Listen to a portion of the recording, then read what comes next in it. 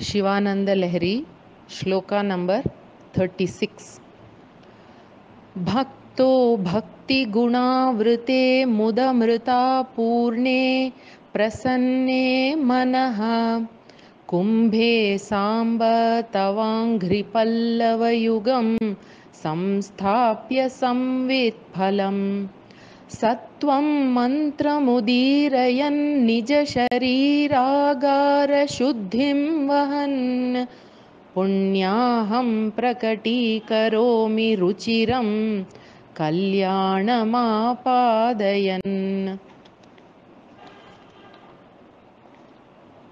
The Anvaya of the shloka. He Samba Bhaktaha Nija Shariragara Shuddhim Nija Sharira Agara Shuddhim Vahan Ruchiram Kalyanam Apadayan Bhakti Guna Avrite Muda Amrita Purne Prasanne Manah Kumbhe Tava Angri Pallava Yugam Samvitphalam Samsthapya Sattvam Mantram Udirayan Punyaham Prakati Karomi. In the previous verse, we saw that Parameshwara is very close to us, residing within us. To ensure that he continues to reside in us, the mind wherein he dwells must be kept clean. So, Sri Shankara says, I will firstly clean my body-mind and then attempt to hold you there.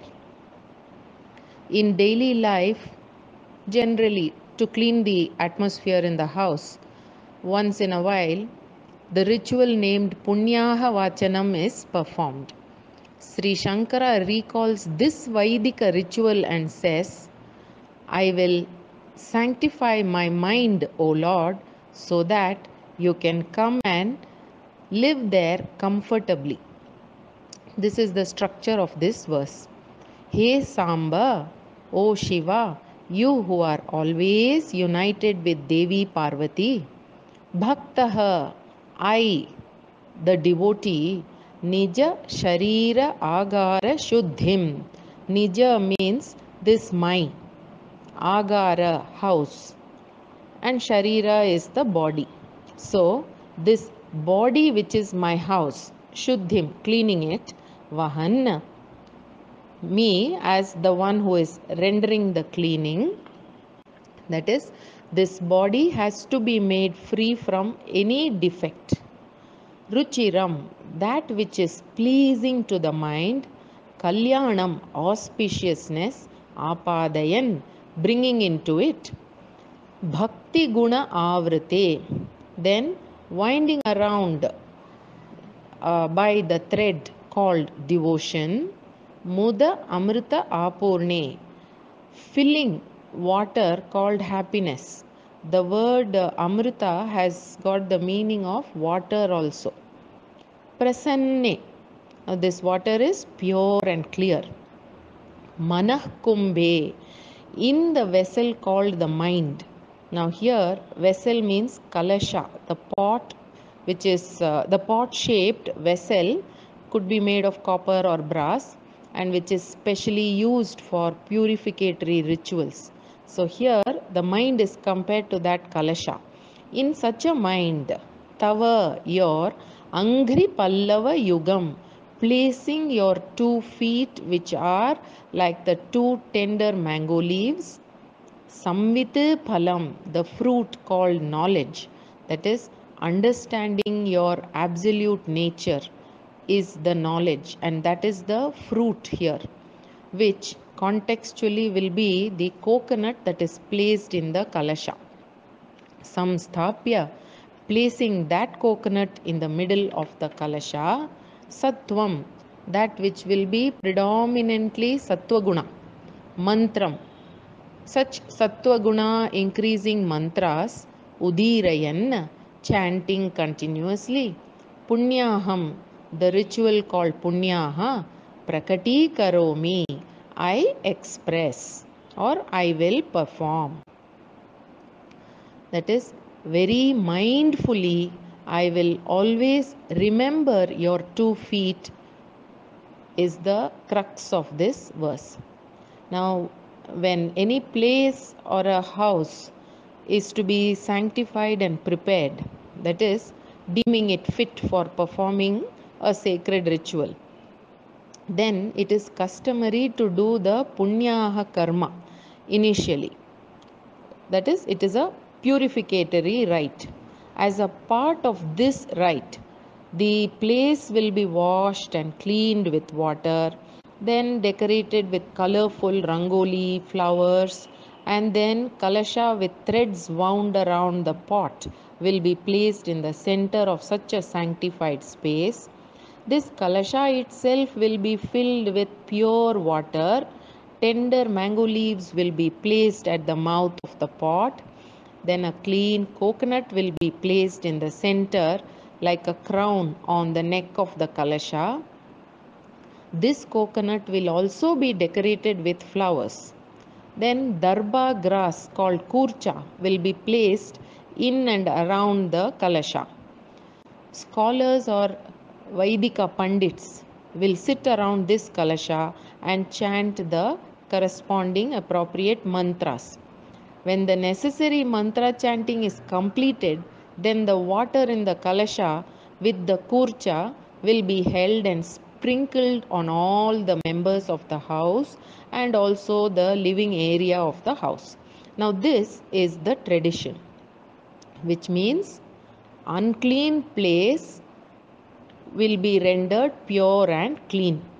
So, Sri Shankara says, I will perform this method of purification, thus sanctifying my mind and making it a clean place for welcoming you and holding you dearly there. Within the sphere of the mind, comparisons are made to perform this ritual. So, feeling of devotion is said to be the threads which are wound around the kalasha called the mind. Then such a mind is filled with pure water called Ananda. The Lord's feet is the tender mango leaf placed in the middle. Knowledge about the Lord, Ishvara, is the fruit called coconut. That is Narikela Phala, which is also having another meaning, Kalpa Vriksha Phala. Then, when I chant your name, that itself is the mantra, then this will keep increasing Sattva Guna in the mind. So, my mind will become predominantly Sattva Guna, which is the purificatory rite I will be performing with my mind. And as I continue to chant your name for a length of time, my mind will become pure and fit for you to come, stay there, and remain there forever. This is Sri Shankara's prayer to Parameshwara in this shloka. Every day, remembering and chanting Parameshwara's name is the method or sadhana to render our mind pure. In this verse, it is said that the body is the house, devotion is the thread, happiness is water, mind is the kalasha, the 2 feet of the Lord is tender mango leaf, knowledge is the fruit. So, metaphor drawn like this is a figure of speech named Rupaka Alankara in Sanskrit. This kind of expression beautifies the message conveyed. With this explanation for this verse is concluded. Shivanandalahari, shloka number 37. आम्नायां बुद्धिमादरेण सुमनः सङ्घाः समुद्यन्मनोमन्थानं दृढभक्तिरज्जुसहितं कृत्वा मथित्वा ततः सोमं कल्पतरुं सुपर्वसुरभिं चिन्तामणिं धीमतां नित्यानन्दसुधां निरन्तररमा सौभाग्यमातन्वते. अन्वय सुमनः सङ्घाः samudyat manaha dridhabhakti rajju sahitam manthanam kritva amnayambudhim adarena mathitva tataha kalpatarum suparva surabhim chintaamanim धीमतां नित्यानन्दसुधां निरन्तर Rama सौभाग्यं somam atanvate. In the previous shloka, Sri Shankara said, I will clean my mind with the karma punyaha vachanam, so that Parameshwara can stay there forever. Now the question is, how is that possible? As though an answer to such a question is the structure of this verse 37.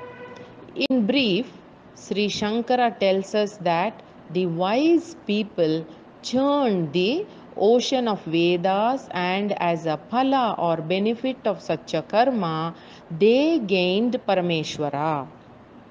The Puranic story about the churning of the ocean by the Devatas is mentioned here. So the words used are such that they will convey two meanings. One which can be connected to the ocean churning by the Devatas, and the other to the to the churning of the Vedas by the wise. This is of significance in this verse. Since it mentions the ocean called Vedas is churned, we will firstly see the meaning connected to the wise, and then we will get to the popular story which we know. Sumana Sanghaha. Sumanaha means Devataha and also Vidwamsaha. Now here this word Vidwamsaha means knowers of the self. They do extensive study of the Shastra and have a mind which is conditioned by thoughts on Shastra. Shastra Samskritam Manaha. That is known as a pure mind. Therefore, these wise people are also implied by the word Sumanaha. Sangha means group of. So Sumanas Sanghaha will mean group of such Vidwamsaha or Jnanis. Samudyat, the whole set of virtues or all the virtues bubbling out of Manaha, with such a mind. Dridha Bhakti Rajju Sahitam. Such a mind is also endowed with the ropes called firm devotion. Using this mind, manthanam kritva, having made that mind as the churning rod. Then from that mind, amnayambudhim, amnaya means the Vedas, ambudhi means samudra, ocean. So that ocean called the Vedas, adarena, with proper norms, following the correct rules and with dedication and respect, mathitva, having churned, then tataha, from such an ocean, kalpatarum, that which is similar to the celestial wish fulfilling tree, suparva surabhim. Suparva means devataha, surabhi means cow. So suparva surabhim means the divine cow of the devatas, which is kamadhenu.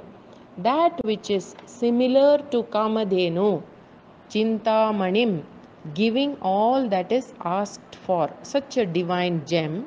Similar to that in nature, dhimatam, to the wise men. In other words, whatever is enjoyed by the intellect. Nityananda Sudham, similar to the nectar, that is perpetual bliss. In other words, eternal bliss is Amrita or Sudha or nectar. Now, such a nectar, Nirantara Rama Saubhagyam. Nirantara means in perpetuity. Rama is Lakshmi. Saubhagyam is auspiciousness. So, auspiciousness as Lakshmi is in the form of eternal liberation. That is, Nitya Mukti is Saubhagya Lakshmi. So, a form of the abundance of such Mukti Lakshmi is Somam. Umaya Saha is the meaning of Somam, which means Parameshwara with Uma. So that Parameshwara Atanvate, they obtain, or the wise obtain. On the other hand, when the groups of Devatas churned the ocean, they obtained Somam, means they obtained Chandra, the moon. Then they also got Kalpataru, the celestial tree Kalpavriksha. Then Suparvasurabhim, that is the divine cow Kamadhenu. Chintamanim, the desire satiating magic gems. Now this is the meaning we get to know. Having churned the ocean of Vedas, the wise obtained Parameshwara, in whom all these objects put together exists. That is, all the divine, known and unknown objects put together exists in Parameshwara. Such a great Parameshwara, also called Somam. This is what the wise obtained. Now the word Nityananda Sudham, it includes all the Kalpataru, Kamadhenu, Chintamani, everything. Such a valuable great Somam the Jnanis obtained. Now, churning of the Vedas, that is Amnaya Ambudhim Mathitva. This means studying the Vedas in depth, then understanding the meaning properly without any doubt, then following the dictums mentioned in that, and then living a life according to the norms set by the Vedas, then the phala or benefits promised by the Veda to one who lives a life like that will definitely be bestowed upon. The word Vedaha itself we will see in detail. So, Vedaha means a Shastram, which reveals that which cannot be known by the ordinary worldly modes of learning. Any means of sense related perception, that is direct means of knowledge, or knowledge by inference, or knowledge by example, etc., will all fall short in this kind of learning. Then the Vedas become the primary means of knowledge. So the Vedas have a set of norms which tell us what are the karmas to be done, that is vidhi, and what are the karmas not to be done, nishedha. Here karma means action involving the method of living. By performing the vidhi karma, one gains benefits which are otherwise out of the range of perception. By not doing the nishedha karma, one gains a certain obstacle-free, harmonious life. In other words, the Vedas mention the lifestyle which is to be followed by human beings in order to sustain harmony in society. So, the vidhi, to do duties, and nishedha, not to do duties, that which stipulates is called Veda. It is also known as Shastra. Shasti iti Shastram. This is one section of the Vedas. Talking about absolute truth, Paramartha Tattvam, is another section in the Veda. Now this is also called Shastram, but derivation of this word is different. Shinashti iti Shastram. Now this portion comes at the end of the sections in the Veda, and so it is also called by the word Vedanta. And because the subject matter of the teaching in Vedanta is knowing the truth of existence or knowing the self, which is otherwise impossible to learn from the usual means of knowledge available, so this section is popularly known as Upanishad also. The topic discussed in the Upanishad is primarily contemplation on the nature of Brahman, which is Sat, existence, Chit, consciousness, Ananda, a fullness. Referring to this Satchidananda Swarupa as Ishvara and then meditating on that form is discussed in the Upanishad. Now here meditation means dhyana, and upasana. Dwelling on the topic or vastu to be known in the mind and staying with it continuously is the meaning of dhyana and upasana. Now, this Brahman we are talking about is difficult or even close to impossible to be visualized in dhyana. Therefore, it is referred to as Para Brahman, that which is beyond the realm of worldly perception. Then, all that is Brahman. So, the cosmic creation, sustenance, dissolution, everything resolves in that Brahman. Keeping this framework in the mind, one must contemplate. Now, to be able to contemplate like this, the disposition of the mind should be one that is completely free of wants, doubts, anxieties, and any kind of notion. In other words, a content, full, peaceful mindset will be appropriate for this contemplation. Another method of contemplation would be visualizing that the complete mental framework, antahkarana or thinking process, is pervaded by Brahman. In other words, the Manomaya Kosha is Brahman. Subsequently, thinking that the intellect, Vijnanamaya Kosha, which can be described as a doubt-free understanding, that is also pervaded by Brahman. Like this, contemplating on the all-pervading Brahman internally, such a mind will definitely in time become one with that Brahman. This is the dictum of Upanishad. Thus, in this way, not just studying about Brahman but practicing and bringing into direct experience that Brahman are the seers, that is, knowers of Brahman. They are also called Atmajnanis. Now, these Atmajnanis are said to obtain that Paramashiva in their own mind. This is the essence of this shloka. Explanation for this shloka is concluded here. Shivanandalahari, shloka number 38.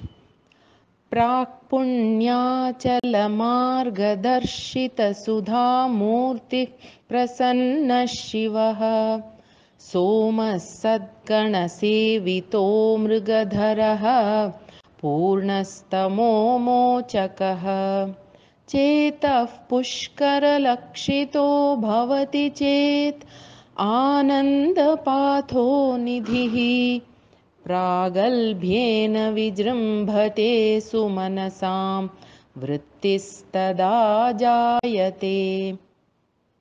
अन्वय. सोमः प्राक् पुण्याचलमार्गदर्शितसुधामूर्तिः प्रसन्नः शिवः सद्गणसेवितः मृगधरः पूर्णः तमोमोचकः प्रागल्भेन चेतः पुष्करलक्षितः भवति चेत् आनन्दपाथो निधिः विजृम्भते सुमनसां वृत्तिः जायते. In the previous shloka, we saw that the wise churned the ocean called Vedas and obtained the nectar called Parameshwara with Uma, Somam.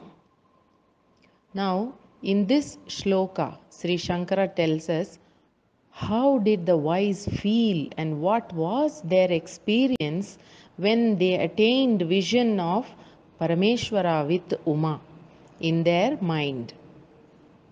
In this verse, Paramashiva is Chandra, the moon, and Ananda, that is absolute bliss, is the ocean.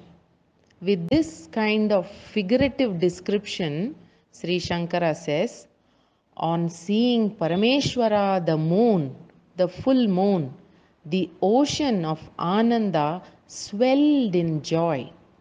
This was the state of experience enjoyed by the Jnanis when they had direct vision of Soma in their mind.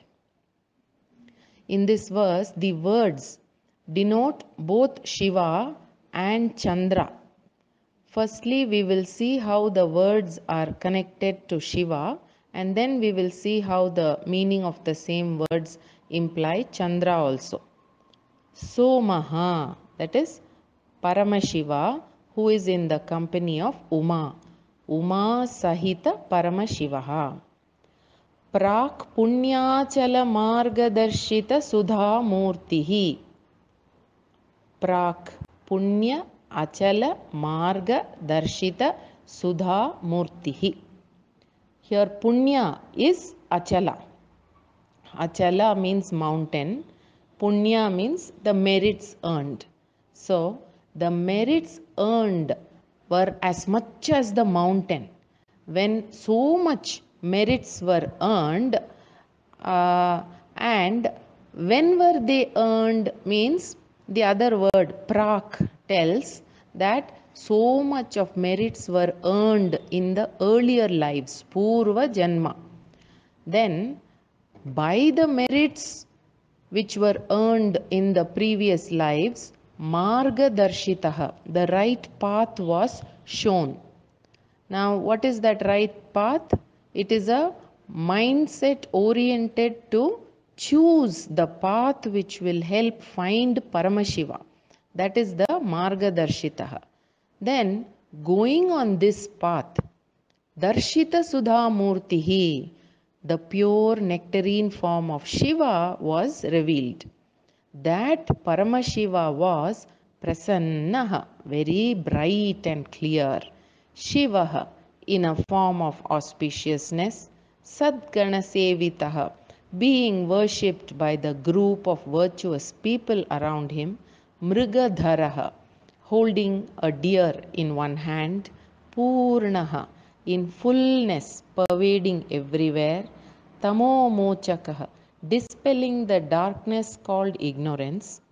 So this kind of Paramashiva, pragalbhena, with the clever words and sweet talks, having the power to cause others to learn. With that, Chetaf Pushkara Lakshitaha, he was envisioned in the space called mind.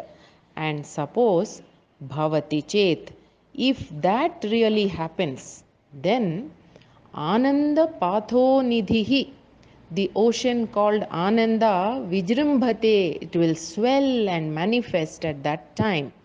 Sumanasam, the wise whose mind is very well trained, possessing all the virtues in them, Vrithihi, the thoughts, that is, wanting to be immersed in the ocean of Ananda, such thoughts will be Jayate, born, or will occur.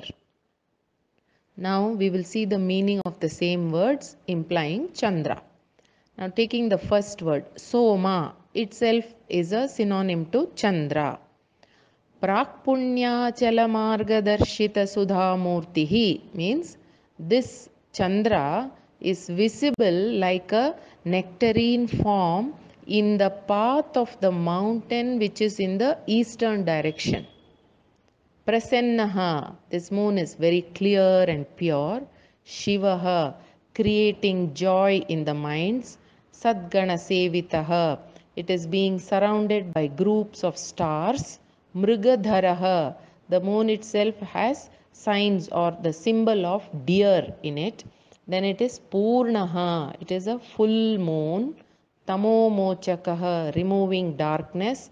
Pragalbhyena, with great pride and confidence. Chetaf Pushkara Lakshitaha, as visible in the sky. Bhavati Chet, if this happens, or if the moon happens to be visible on the sky in its full form, then Ananda Patho Nidhihi, the sea of joy, Vijrimbhate, will swell up. In other words, the ocean will swell up. It is popularly known that on full moon nights the sea waters rise very high.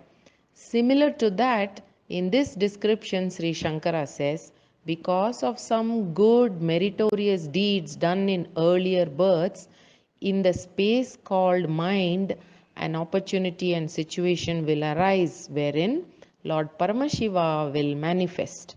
Then the Jnani's mind becomes like an ocean of Ananda, which will swell and blossom in the ecstasy of visualizing the divine, just like the sea waters rise on seeing the full moon. This is the sentiment of devotion expressed in this verse. And further, it is mentioned that in clean, pure minds, the glorious Paramashiva will manifest. This verse has Slesha Alankara expressed in the word Soma. That is, the same word will give two different meanings. And then the other descriptions are also very beautiful metaphors. So, Rupaka Alankara has been used to enhance the beauty of the meanings implied. That is, the Ananda, waves of bliss, is called the ocean. Then the mind itself is called the sky or space.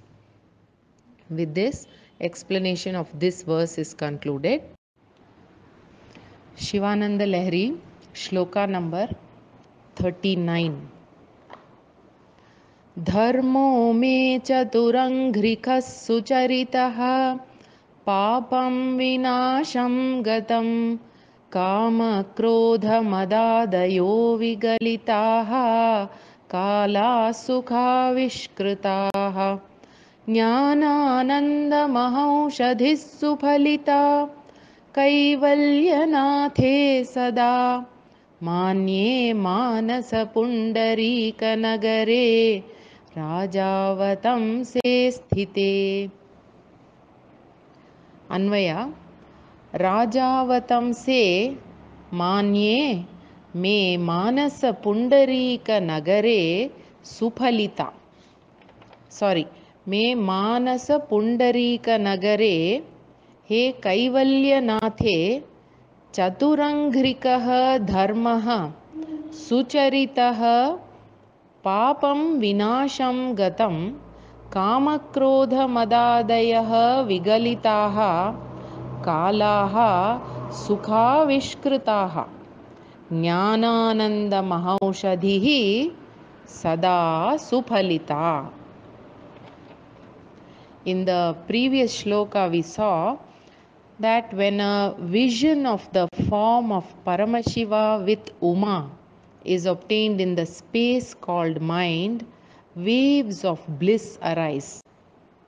In other words, a clean, pure mind will obtain a vision of Parameshwara with Uma.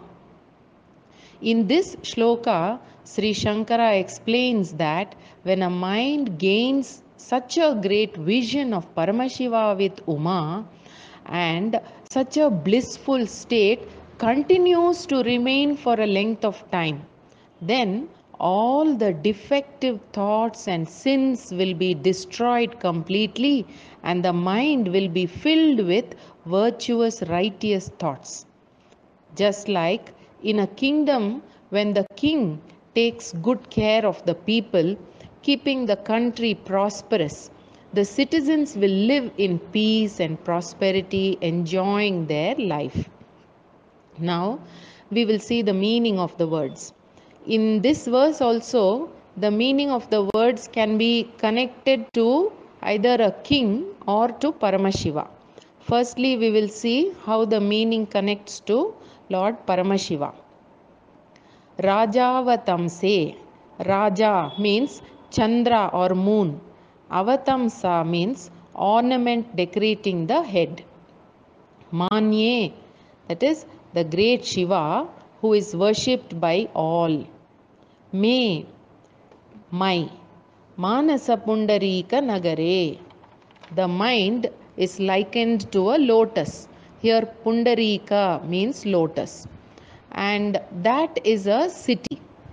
So, in the city called Lotus Mind, Kaivalyanathe, that Lord Paramashiva who is the only one existent without a second, that is Advitiya Paramashiva, Chaturanghrikaha, one having 4 feet, that is the one who has 4 feet, that dharmaha, dharma, sucharitaha, when practiced properly, very well, that is, since Lord Paramashiva with Uma was in this lotus mind, dharma with its 4 feet was followed properly. Not only that, papam, sins, vinasham gatam, were destroyed. Kama, krodha, madadayah, that is the arishad varga, means the 6 enemies of the mind. Kama, desire; krodha, anger; mada, pride; lobha, greed; moha, attachment; and matsarya, jealousy. These are generally known as the 6 enemies of the mind. Now, these 6 enemies of the mind, vigalitaha, they disappeared. That is, they left the mind. Then, kalaha, time in the form of tithi, vara, paksha, masa, samvatsara. Also, sukha vishkritaha, gave only happiness. That is, I remained happy through all the seasons. And then, jnanananda mahaushadhihi, knowledge is ananda or bliss, and that blissful knowledge is the great medicine, aushadhihi. Now here medicine will mean that which will create siddhi or divine powers. Sada, always; suphalita, yielding very good fruits or benefits. Now we will see the meaning connected to the form of a king. Rajavatamse means greatest king. Avatamsa also means sreshtaha or greatest. So Rajavatamsa means the greatest among all the kings. Manye, one who is honored by all, such a king. Nagare, when he is in the city. Kaivalyanathe, when only he reigns, that is, he is the emperor.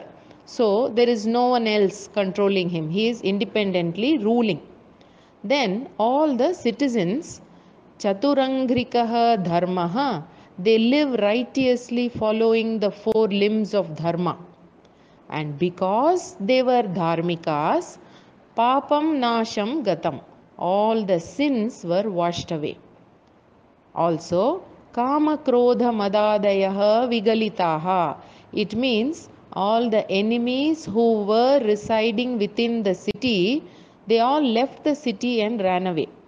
Therefore, kala, all the seasons, that is the whole year itself, sukha vishkritaha, went by or passed over very smoothly and happily.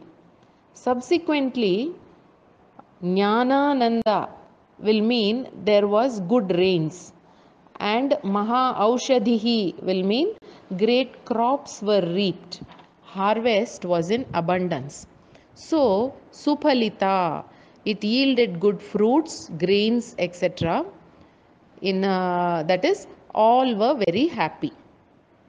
Now, when the country is ruled by an emperor who is good, caring, and efficient, there will be rains on time, good crops will be harvested, there will be an abundance of wealth and prosperity, and so people will live very happily.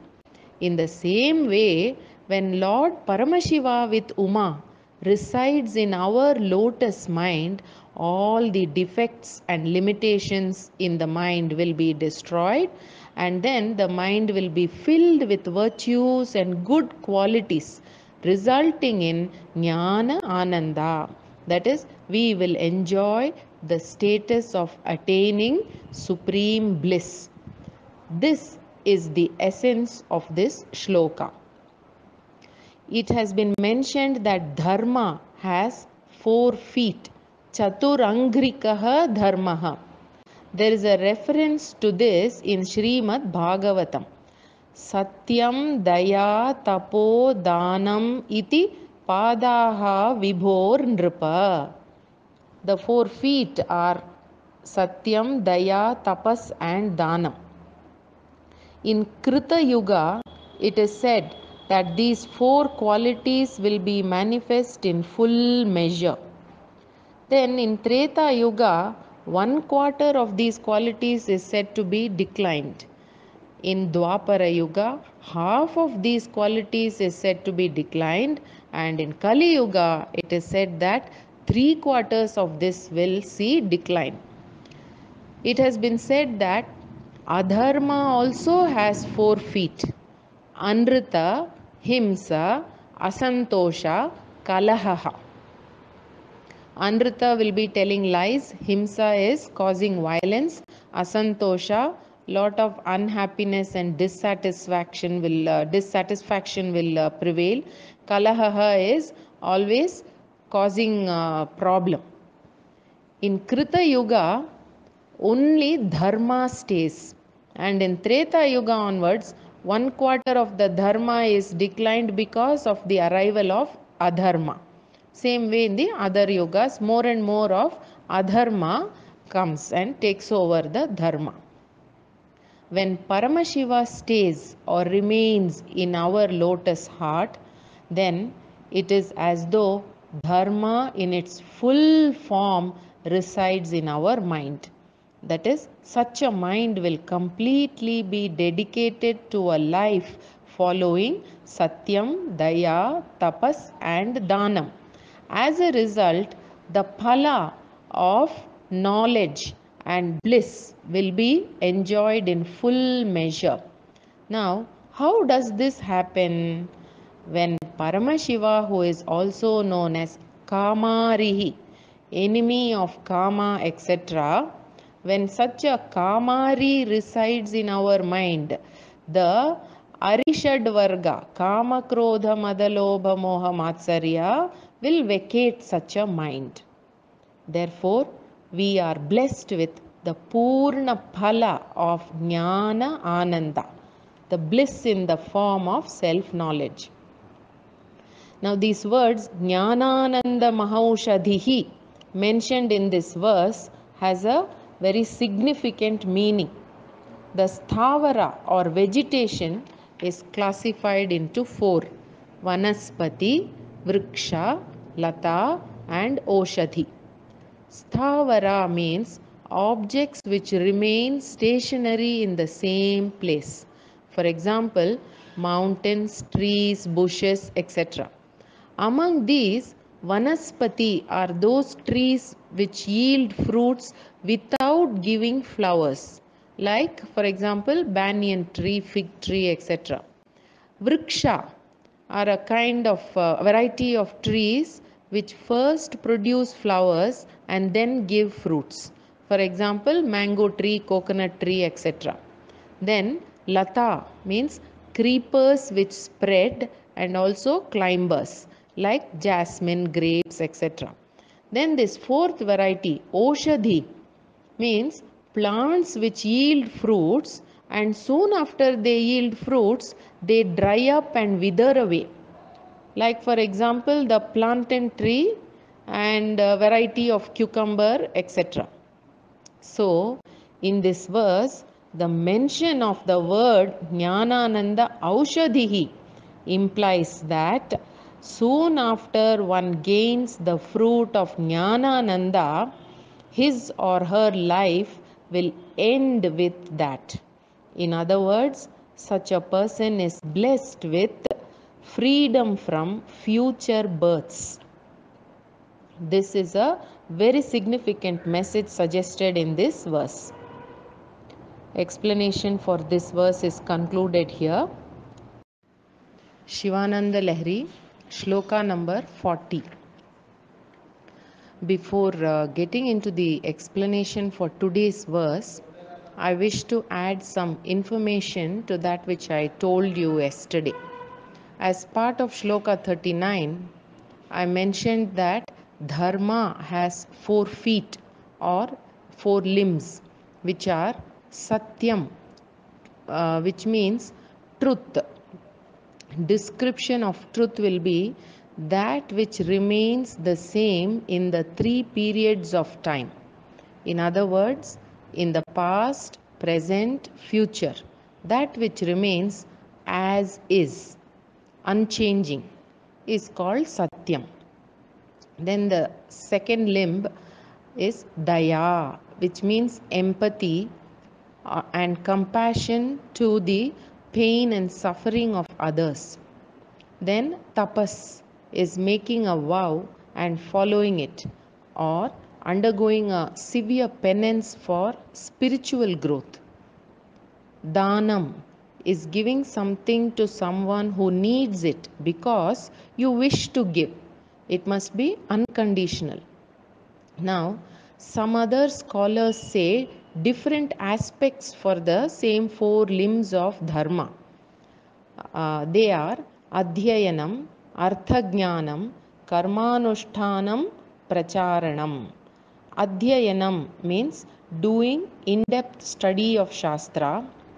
Arthajnanam means understanding the meaning which has been meaning of the text which has been studied very correctly with no room for doubts.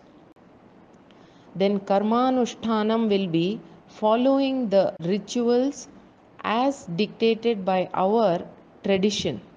And lastly, pracharanam will be sharing the knowledge thus gained with others. The other point to note is in that shloka number 39, the figure of speech or alankara used is called bhavika alankaraha. Bhavika means bhuta bhavyartha sakshatkarasya varnanam. That is, happenings of the past bhuta and the future bhavi is experienced in the present time. This kind of narration or description is called bhavika alankaraha. Like, we'll apply this description to the shloka we saw yesterday. It was said, in the past I followed the four limbs of dharma. As a result, presently the kama, krodha, etc. have left the mind. So I am spending my time very peacefully now. Therefore, I am certain to obtain in the future the Jnanananda Aushadhi, which is moksha. So, this kind of logical description of the past and the future, which is mentioned in the present time, this is called Bhavika Alankara. Now, we will see the meaning for Shivanandalahari, shloka number 40.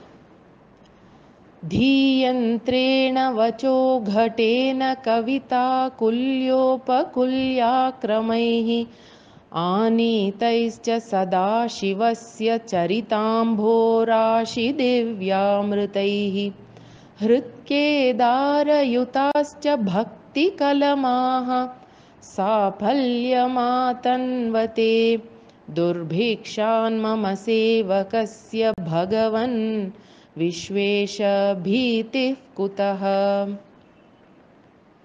Anvaya will be, He Bhagavan, He Vishvesha, Sevakasya, Dhiyantrena, Vacho Ghatena, Kavita Kulya Upakulya Akramaihi.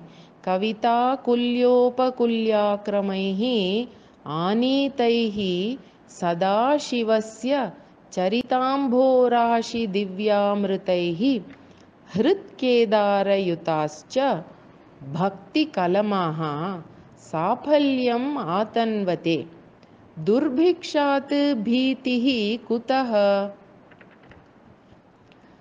In the city called my lotus heart or lotus mind, when I hold very dearly the vision of Paramashiva, how can I ever be subject to the fear of the condition called Durbhiksha? Or what is the meaning of Durbhiksha?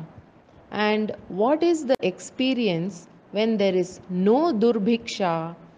This is the structure of Sri Shankara's prayer in this verse 40. He Bhagavan. Bhagaha means lordship. That is, one who possesses 6 types of wealth and lordship in complete measure is known as Bhagavan. And those 6 attributes are Aishwaryasya samagrasya Viryasya yashasah shriyah Jnana vairagyayoschaiva Shannam bhaga itirana. Aishwaryasya samagrasya means the 8 powers of Anima, Garima, Mahima, etc. Viryasya means the courage or Parakrama or bravery.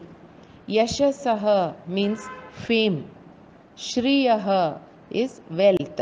That is the Ashtalakshmi, all the kinds of wealth. Jnanam, intelligence and knowledge. Then Vairagyam means detachment to worldly pursuits. This group of 6 is said to be Bhaga. So, one who possesses all these 6 is Bhagavan. Smriti gives another meaning. Utpattim cha vinasham cha bhutanam agatim gatim veti vidyam avidyam cha Bhagavan sa iti smritehe. Creation, destruction, the birth and death of all beings, knowing what is knowledge, what is ignorance, all these 6 characteristics exists in whom he is Bhagavan. Addressing such a Bhagavan is the word He Bhagavan, O Lord, the revered one. He Vishvesha, O Lord of the worlds.